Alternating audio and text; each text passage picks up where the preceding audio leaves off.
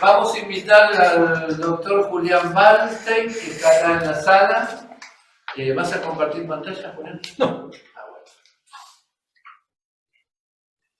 Entonces, espérate que lo ponemos ahí. Lo vas a presentar.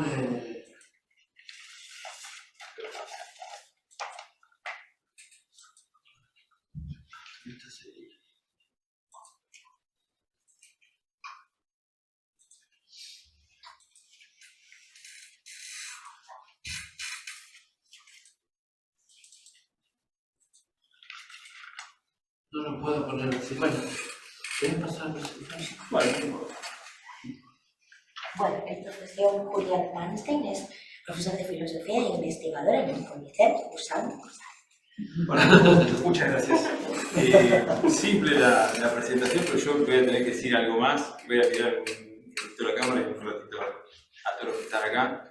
De formación y de especialidad, yo soy en los papeles, digamos, medievalista, y en las épocas históricas en las que me muevo son el siglo I antes de Cristo y después de Cristo, y más o menos hasta el siglo XVI, ¿sí? O sea, antigüedad, tarda antigüedad hasta el Renacimiento, y de momento voy variando alguna investigación en esos periodos con algunas cosas que me interesan más, sobre todo el tema de la dignidad humana, el tema de la conversión de los infieles, y bueno, por supuesto la cultura latina. Bueno, a la luz de todas esas digamos, cosas que me interesan, he quedado en el siglo XVI, en principio. Y todos los años trato de buscar algún autor nuevo, alguna autora contemporánea que me pueda iluminar respecto de la situación actual de la humanidad y demás. Entonces hice, por ejemplo, un experimento en los últimos 2 años de leer autoras feministas con la idea de que el feminismo no podía ser solo lo que vemos por televisión, ¿no? O por YouTube o donde sea. Entonces, bueno, me puse a estudiar en serio y encontré algo que me llamó la atención y con esta misma lógica me metí en el campo de la inteligencia artificial. Es decir, pensando esto, que no puede haber solamente una perspectiva apocalíptica de la inteligencia artificial, ¿sí? Bueno, los autores en los que me centré para esta investigación son primero Eric Zadin, que está bastante de moda, vamos a decir, Byung-Chul Han, y también, bueno, leí el famoso La técnica del desafío del siglo de Jacques Ellul, y algunos otros autores de los que me voy a apoyar, pero no específicamente, sino sí en ellos. Bueno, entonces, esta presentación tiene 3 partes. Una primera parte donde voy a hacer una historia muy breve, muy abreviada, de la inteligencia artificial que la lanza desde su aspecto protésico, es decir, de la inteligencia artificial como posibilidad de ayudarnos a realizar tareas que tal vez no las realizamos de una manera muy eficiente, a ese matiz que ya mencionaba Celina, que es aquel que direcciona nuestras acciones, ¿no? Esto se conoce más o menos como el paso del aspecto protésico al aspecto divinizante de la inteligencia artificial. Bueno, y a la luz de eso, me voy a preguntar sobre el tema que siempre me importa y que es breve, que es cómo atenta eso contra la inteligencia, contra la dignidad humana, ¿sí? Bueno, entonces, ese sería más o menos el recorrido que voy a hacer, un recorrido de 3 pasos, ¿sí? El último sería, por supuesto, la conclusión. Bueno, lo primero que tenemos que decir es que el advenimiento de la inteligencia artificial no es algo nuevo, sino que tiene una historia de siglos y si hay algo nuevo es el uso que tiene ahora. En principio hay 2 modalidades de uso, una que sería interna, es decir, el desarrollo interno de la inteligencia artificial, y otro externo, ¿no? Es decir, para qué la usamos puntualmente. Hay un gran relato de la inteligencia artificial que se confunde de momento con la historia de la computadora. Se confunde bastante, vamos a decir. En principio, tenemos que decir esto, que el supuesto que recorre toda la historia de la inteligencia artificial y su desarrollo es el principio de la neutralidad de la ciencia.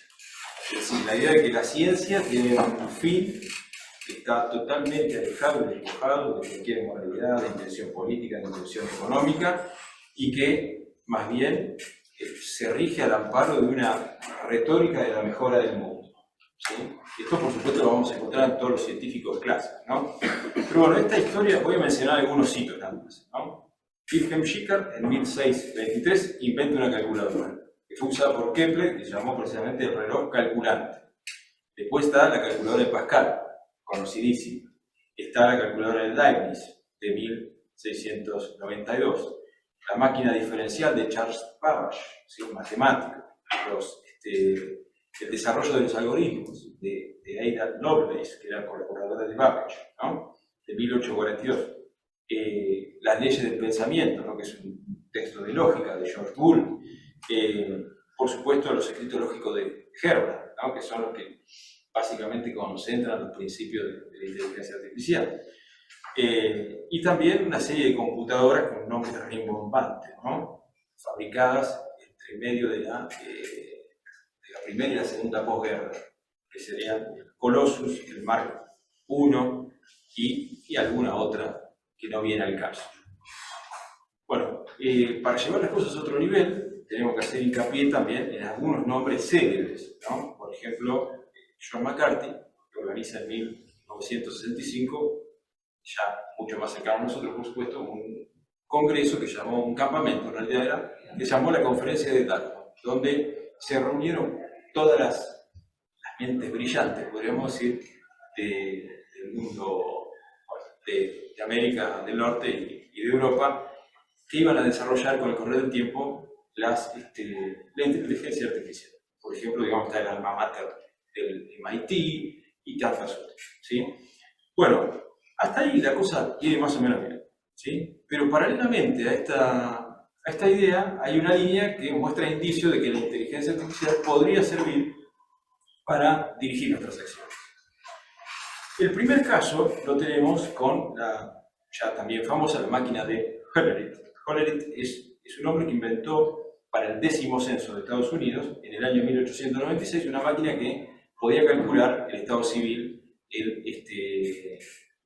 la clase social, literalmente el ingreso económico de los ciudadanos, y utilizaba tarjetas perforadas, que muy pronto después se iban a utilizar para marcar tarjetas en el trabajo, más ni menos. Bueno, en 1896 precisamente aparece la matrícula de este invento y se forma la Tabulating Machine Company, que muy poco más tarde se va a llamar International Business Machine, que hoy se conoce como IBM. Es decir, estamos ya en los inicios de este proceso. Bueno, habría que darle un lugar a Alan Turing, que está en una posición intermedia, ¿no? No está en esta lógica, digamos, de endiosamiento de la inteligencia artificial, pero sí contribuyó. Y lo cierto es que después de la Segunda Guerra Mundial aparecen dos máquinas que son, por lo menos, llamativas. Una se llama ENIAC, que fue, digamos, diagramada por dos matemáticos, John Eckert y John Mauchly, que significa Electronic Numerical Integration and Computer, y que permitía, entre otras cosas, efectuar cálculos de balística. Es decir, en qué momento correspondía disparar un misil, literalmente, ¿no? Entonces ya ahí tenemos una cosa que se vuelve un poco más peligrosa y que le ha dado de comer a muchos autores de ciencia ficción, ¿no? Skynet, Terminator, HAL, la computadora de 2001 Odisea del Espacio, digo, y tantas otras, ¿no? Bueno, quizá, digamos, uno de los últimos hitos que conviene mencionar es la formación del Centro de Inteligencia Artificial en el MIT, que está a cargo de Marvin Minsky, un hombre que murió hace muy poco, que es un pionero en el área, y su artículo, digamos, pionero en este tema, y que expresa por primera vez la frase o el nombre de inteligencia artificial, se llama Steps Towards Artificial Intelligence, publicado en el año 63, pero sabemos que tenía 10 años, estaba guardado, no había visto. Es decir, hay una historia muy larga, esto no es nuevo. Lo nuevo es, digamos, lo que está pasando ahora. Para llevar las cosas a otro nivel, a mediados de la década del 90 está disponible la Internet, que desde hace unos 30 años antes mínimamente estaba disponible, pero en su uso muy restringido. Así que todos tenemos acceso ahora a, a la inteligencia artificial, ¿no? Más que mal que mal. Y que se usa incluso en programas de procesador de textos, de procesamiento de texto. Son los que podemos usar cualquiera que se dedique a la investigación. Uno bastante sencillo, bastante fácil de usar es el Obsidian, que por si no lo conocen, es como una especie de Word que tiene esta habilidad. Establece relaciones entre conceptos que uno hubiera pasado por alto. Y hacia el final arma una especie de tela de araña, digamos una especie de cuadro conceptual donde te dice lo que vos no tuviste en cuenta, ¿no? Esa es la versión gratuita, ¿no? El Obsidian no se lo puede bajar. Además va aprendiendo, utiliza, digamos, la técnica del Machine Learning, va aprendiendo y va generando plugins cada vez que vos lo usas, ¿no? Bueno, a esto se suma otra tecnología que también, por supuesto, está relacionada íntimamente con la inteligencia artificial, que es el data mining, ¿no? Que hace precisamente eso, relaciona hechos aparentemente desconectados y los conecta. Sobre todo, esto es importante cuando hay intereses económicos, ¿no? Vale decir que el primero que utilizó data mining, es decir, la minería de datos, fue la cadena de supermercados Walmart, ¿no? Que lo usó para establecer una correlación entre hábitos de consumo y los horarios en que se compraban cosas, por ejemplo. Los hombres compraban horarios distintos a las mujeres, que compraban los hombres que las mujeres no. Bueno, digo, hay múltiples usos. Bueno, el punto quizá más importante de todo esto es que a partir del 2007 aparece el smartphone, ¿no? Del cual no nos podemos separar hasta el día de hoy. Nos desespera, incluso si nos quedamos sin batería, parece que no podemos encontrarnos ya con nada. Todos estos elementos que acabo de mencionar, así, muy al abuelo del pájaro, ya habían sido, de alguna manera, advertidos a mediados del siglo XX por Jacques Ellul, en referencia específicamente a la técnica. Es decir, la técnica había avanzado sobre las posibilidades que tenía el ser humano de autonomía y demás.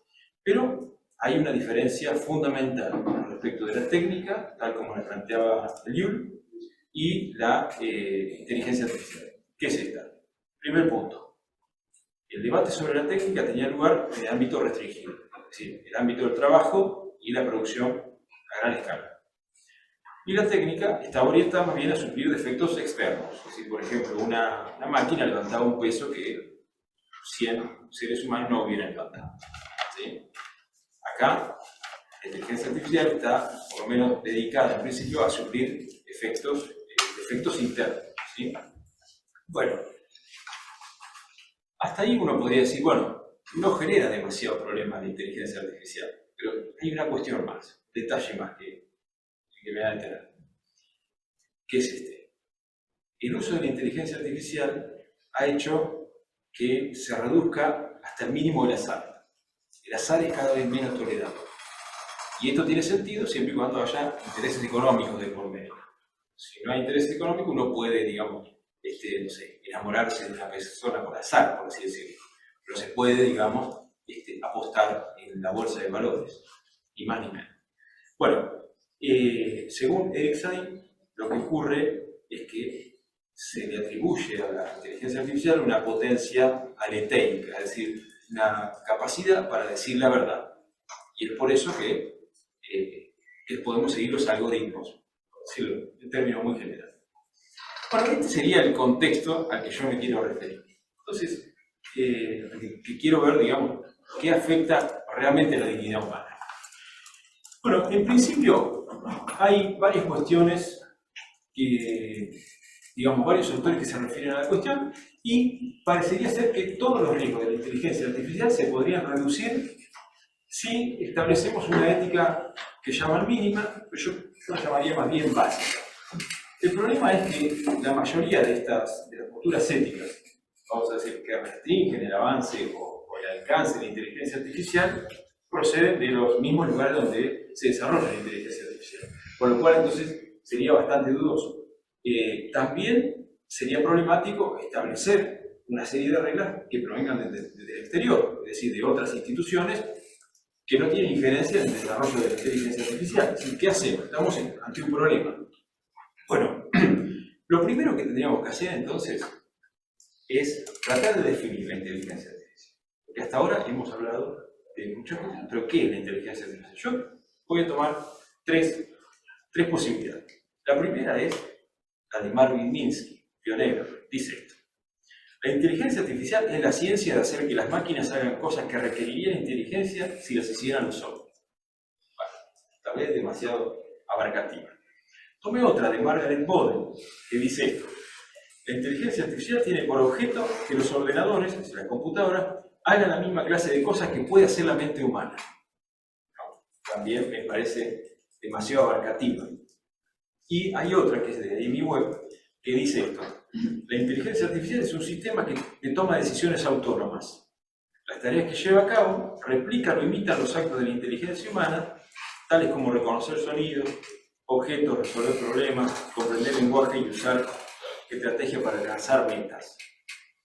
Si nos quedamos con esto, no me llamaría demasiado la atención la inteligencia artificial. No parece ni peligroso, ni podemos hablar de algo así como una especie de apocalipsis, ni nada que se le parezca. Pero bueno, voy a proponer mi definición a la luz de todo lo que estuve leyendo. Y tiene dos partes esta definición. Una primera que es explicativa y la otra que sería prescriptiva. O sea, la primera parte sería esta. La inteligencia artificial es una inteligencia no humana, creada por la inteligencia humana, y a su imagen, que puede hacer lo mismo que esta, pero mejor y sin margen de error. Y segundo, y a partir de eso, debe ser tomada como modelo para la dirección de la conducta de los seres humanos. Digo, no es que yo esté de acuerdo con esta posición, sino que esta es la definición que surge a partir de la investigación que realiza, ¿no? Bueno, la cuestión que tiene que ver con la posibilidad o la poca posibilidad que la inteligencia artificial cometa errores es más importante cuanto más intereses económicos hay en el medio, ¿sí? Ahora bien, ya tenemos una idea de lo que puede ser la inteligencia artificial. Y ahora vamos a la segunda parte, que es la dignidad humana. Y acá tenemos un problema bastante grave también, ¿sí? Acá debo decir entre paréntesis esto. Acá me sale el estudioso de la Edad Media, ¿no? Para poder discutir sobre algo hay que definirlo primero, si no, ¿sobre qué estamos discutiendo? Bueno, voy a tomar un ejemplo, digamos, para dar cuenta de la complejidad del concepto de dignidad humana. La Declaración de los Derechos Humanos, año 1948, arranca diciendo esto. Es el preámbulo. La libertad, la justicia y la paz en el mundo tienen por base el reconocimiento de la dignidad intrínseca y de los derechos iguales e inalienables de todos los miembros de la familia humana. Parece que nadie estaría en desacuerdo con eso. Pero, ¿qué quiere decir aquí dignidad humana? O familia humana. Bueno, hay varios problemas, que yo los categoricé en tres partes. Primero, ¿qué es el ser humano? Eso tenemos que decir. Segundo, ¿qué significa dignidad humana? Y finalmente, ¿qué es la mente o la inteligencia humana? Son los problemas que vamos a tratar de resolver. Entonces, por supuesto, acá voy a recurrir a todos los autores del Renacimiento que se dedicaron a escribir sobre la dignidad humana. ¿Qué implica, digamos, que el ser humano es quizá el ser más digno o más importante de todos los que pueblan la Tierra, que hoy, por supuesto, se puede poner en duda? Bueno, tres puntos que tienen que ver con esta definición. Primero, el ser humano sería un compuesto de cuerpo y alma, si quiere, de espíritu, ¿no? Esto hoy es problemático porque tenemos una concepción que ha eliminado la interioridad, una concepción de ser humano, podríamos decir, mucho más virtual. Bueno, o también, como lo ha llamado un autor que se llama Robert Redeker, le llama ser humano, digamos, de esta época, el ego body, es decir, un ser que es puro cuerpo. Y que eso explica, entre otras tantas cosas, la proliferación enorme de gimnasios y de tantas cosas. Bueno, segundo, ninguno de estos elementos por separado, ni cuerpo ni alma, hace al hombre. Si se separan, no hay nada. Segundo, el hombre es un microcosmos para los autores del Renacimiento, es decir, es un compendio de todo lo que existe en el universo. Todo está sintetizado en el hombre. Y tercero, es un ser dotado de razón y de libre albedrío. Es decir, esos tres puntos, lo vuelvo a repetir, alma y cuerpo, microcosmos y razón y libertad, son el quid de la antropología del siglo XV, y donde aparece realmente quizá la última definición. Ya en Descartes es difícil ver si el cuerpo o el ser humano es una máquina o es otra cosa. Bueno, por supuesto que esto también tiene una historia, ¿no? La primera mención al concepto de dignitas hominis, de dignidad del hombre, aparece a principios del siglo XV. No nos vamos a detener demasiado en eso, pero sí la dignidad del ser humano, más allá de ese concepto de hombre con esos tres elementos, reside en esto, en que el ser humano es un milagro, es una imagen de Dios, es curioso, es el homo faber, es decir, que construye, el loquens, que puede hablar, que puede poetizar, rationalis, es decir, racional, magicus, es decir, mago en el sentido de que concentra todas las cosas en sí misma, y finalmente es pacificador, en el sentido de que todas las cosas concuerdan en el ser humano. Es decir, si quisiéramos decir esto de un tirón, sería: el hombre es un milagro, es imagen de Dios, es un ser abierto a la posibilidad de conocerlo todo, con capacidad para crear, es poseedor de la facultad de hablar, de razonar, por tanto de elegir. Y finalmente es el centro moral del mundo. ¿Sí? Entonces, la pregunta, otra vez, ¿la inteligencia artificial en qué dañaría una concepción así del ser humano? ¿No? Bueno, me falta algo todavía. Me falta saber, entonces, en qué momento podemos parificar la inteligencia humana a la inteligencia artificial.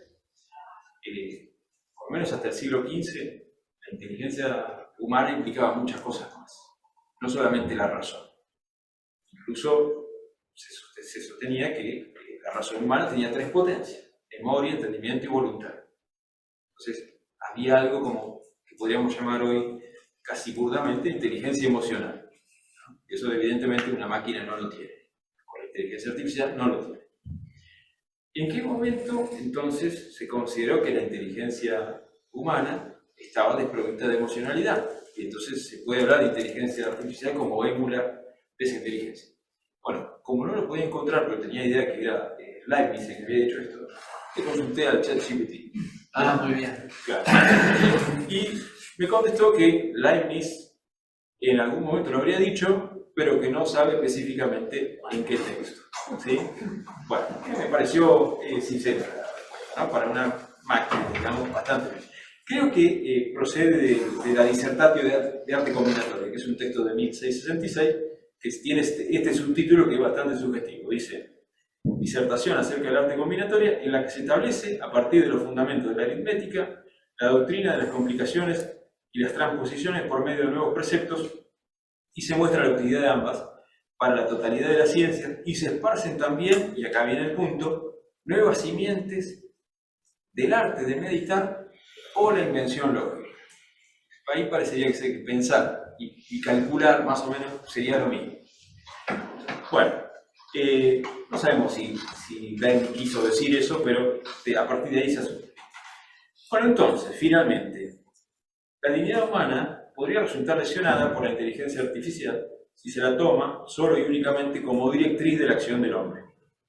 Ante esto se puede sostener primero que no siempre es así, y segundo, que a lo largo de los últimos 2 milenios en Occidente se ha vivido, si no con la creencia en un Dios omnipotente, omnipresente, omnisciente, al menos con la noción de una divinidad semejante, por lo menos en Occidente, la cual también condiciona de manera mucho más amplia la acción humana, y con todo ello no se ha impedido la libertad de elección, ni la toma de decisiones, ni mucho menos.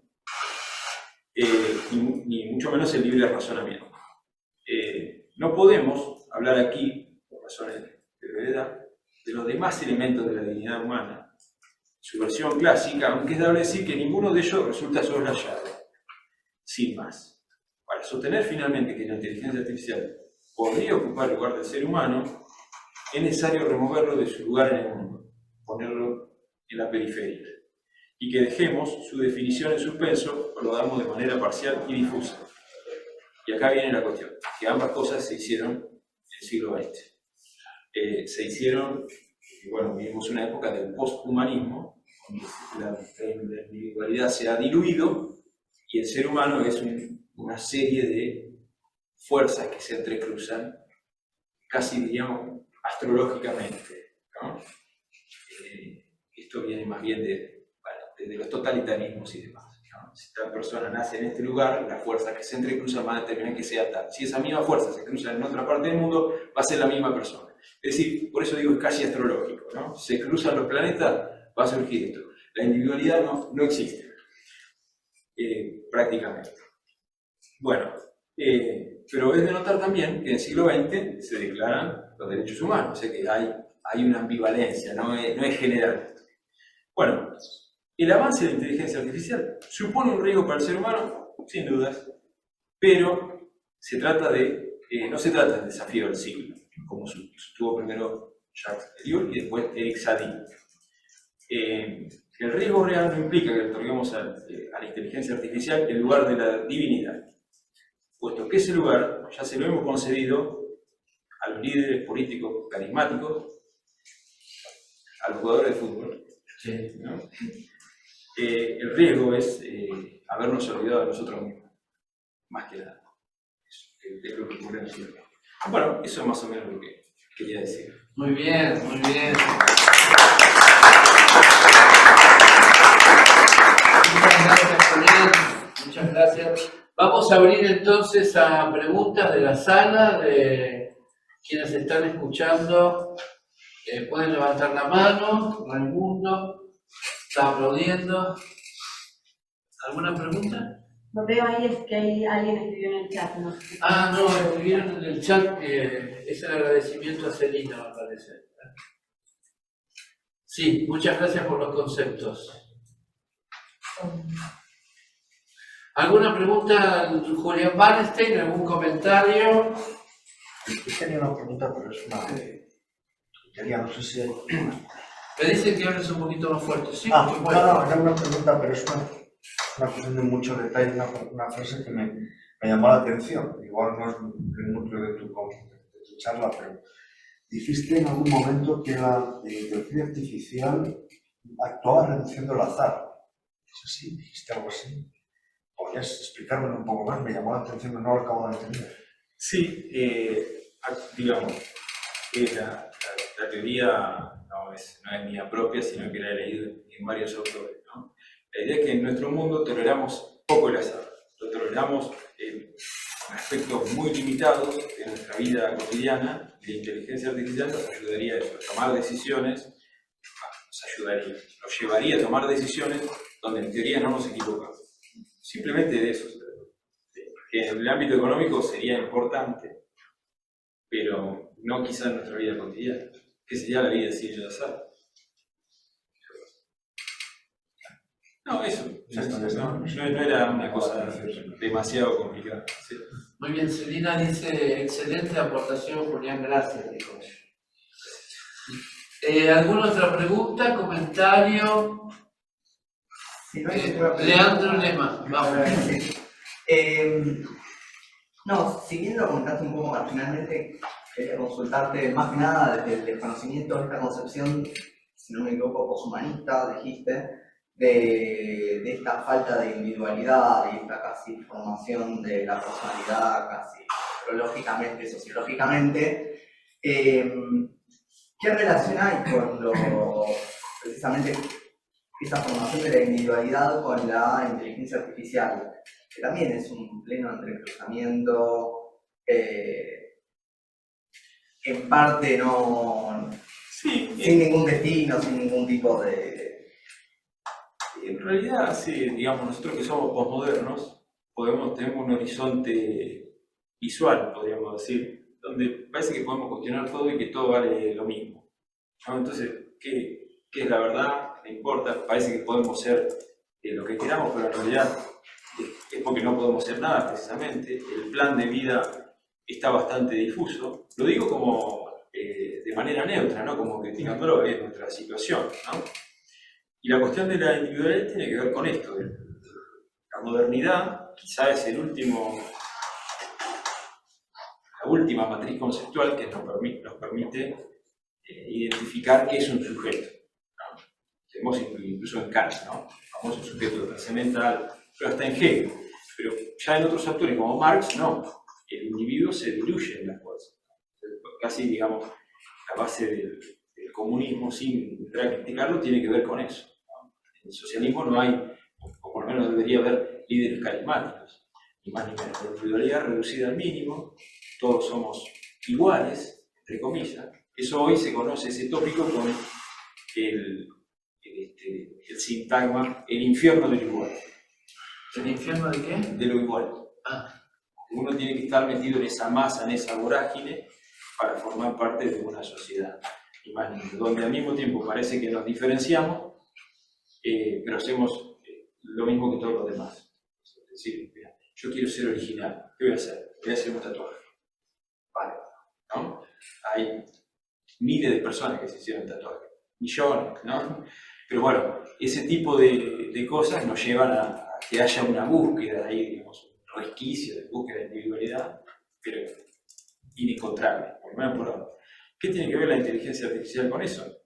Que si no tuviera una individualidad bien marcada, por lo menos eso es lo que sostienen los investigadores en el área, sería más difícil seguir los preceptos de otro o de una inteligencia artificial.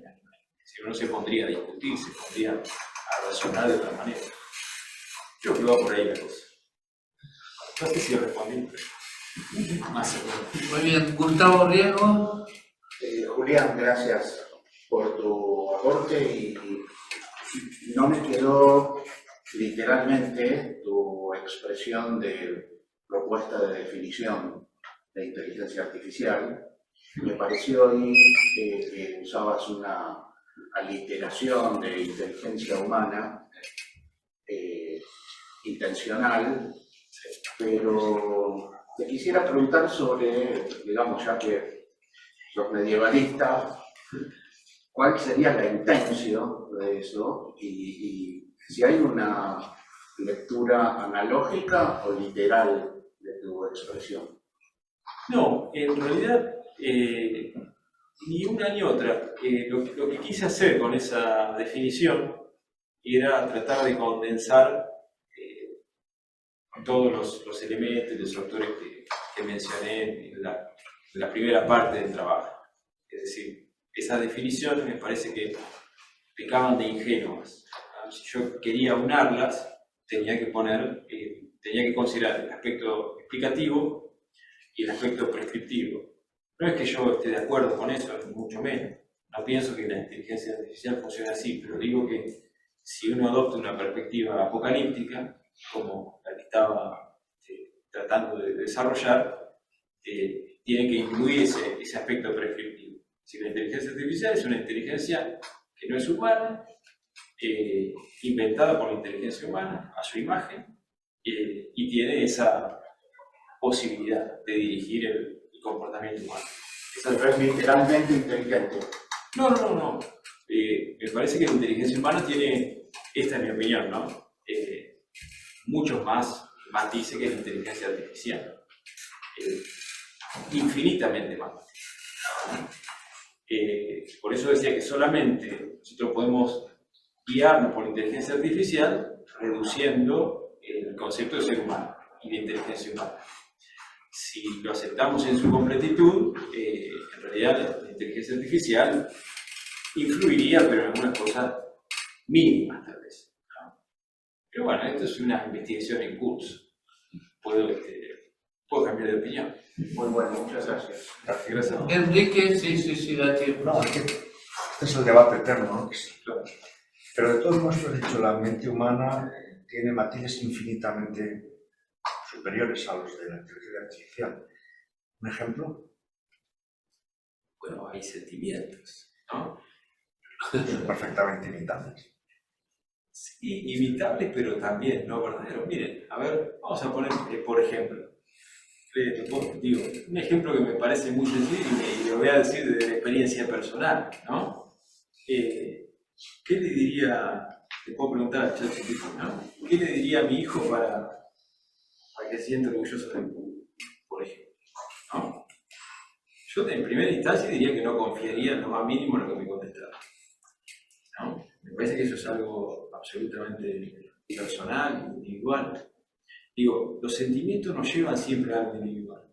Y además, tenemos que aceptar otra cosa también. En todas partes del mundo no existe la misma sensibilidad.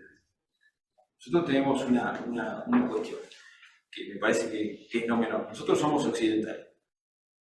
Somos occidentales, quiere decir que tenemos una moral determinada, una memoria profunda determinada que nos aúna, que está dada por un constructo histórico, no sé, supongamos algo de los griegos, algo de los romanos, la moral cristiana.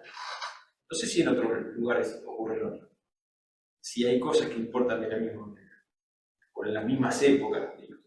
Parece que se puede imitar, tal vez. Insisto, me hiciste pensar, no es que lo tengo tan claro, no tengo tan clara la respuesta, pero estoy tratando de forzar una respuesta donde los sentimientos no sean tan fácilmente imitables. Sí, en el fondo volvemos al problema del test de Turing, ¿no? Si lo puedes escribir objetivamente, yo lo puedo programar. Claro. Si no lo puedo programar, entonces tú no lo puedes escribir objetivamente y por tanto es un fantasma y por tanto yo tengo sentimientos, pero tú. Claro. Sobre ese momento. Sí. Desde ahí. Bueno, No, es que tranquilamente nosotros podemos plantear ese mismo dilema respecto de personas que viven en otra cultura, que tienen otros sentimientos. No hace falta plantear que sean inteligencia artificial. El dilema existe, ¿no? Bueno, las mujeres tienen alma desde hace relativamente poco. Por ejemplo. Las mujeres tienen alma desde cuándo, no sé. Claro. Yo pensé que tenían Eso siempre. tiene que Los aborígenes, no, los aborígenes sí me parece, ¿no? Porque a lo mejor todavía no. Después de las disputas de Salamanca. Claro, Las mujeres no me acuerdo. Bueno, a lo mejor Ocelino o Raimundo, que son así fuentes de sabiduría, nos van a decir. Muy bien. Perdón, tenías una Sí, pregunta. es un breve Ah, no comentario. te había visto, Franco. Me pareció muy interesante la definición que hiciste, y perdón por lo informal, amplié mucho que hayas dicho una definición en un principio, lo hace mucho más claro. Ahora mi tema es que si es una definición en términos de una norma de cómo querría uno que fuese una inteligencia artificial, estoy de acuerdo. Pasa que si lo planteas como una descripción, yo creo que para futuras definiciones, me parece que tenés que incluir también la idea de límites. Porque si no parecería una inteligencia artificial demasiado idealizada, cuando, a ver, tiene un soporte material, requiere un nivel de cómputo, tiempo, espacio, almacenamiento. Me parece que son todas cosas que también ataca un poco con esta distinción entre seres humanos e inteligencia artificial. Porque el ser humano es evidente que tiene límites. Ahora, la inteligencia artificial que conocemos todos los días también tiene un soporte físico. Claro. Parece que es algo a incluir en una nueva definición. Pero lo tiro como propuesta nomás. No, está bien.